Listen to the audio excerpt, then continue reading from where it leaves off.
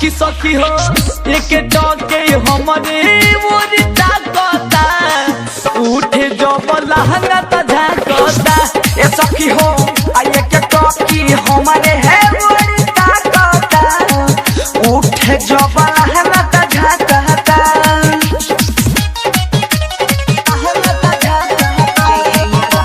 Ambe recording studio Delhi. DJ Neeraj सकलदीन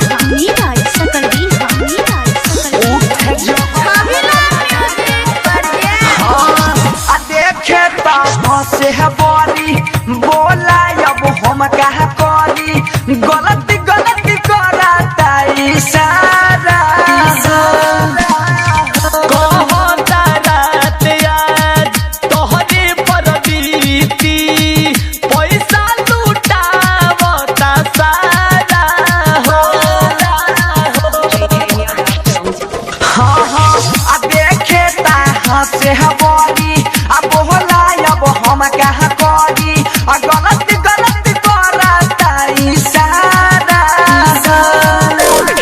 कहता रात आज तोहरे पर बीती पैसा लुटावता सारा हो। अधिकारा हमला हमला गाड़ी ही हम पे हमारा है ऐसा लागता हमारा ऐसा लागता। ए सखी हो आये के टॉकी हमारे है बड़ी ताकता उठे जब लहंगा त झाकता। कि सखी हो एक टके हमरे मोर ताकता उठे जब लहंगा त झाकता। Ambe recording studio Delhi.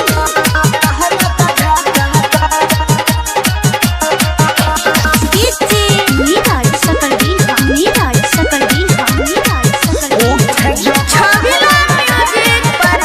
आए है माने ना बात हमार सूरज सवराज हो संग बाड़ी ओकरा बंसी धर हो।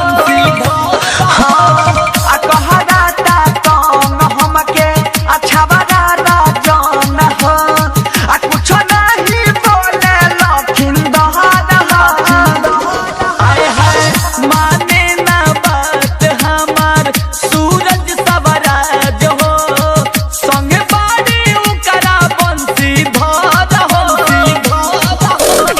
आ कहराता कौन हमके अच्छा बड़ा जान हो आ कुछ नहीं बोले सोहिन दहर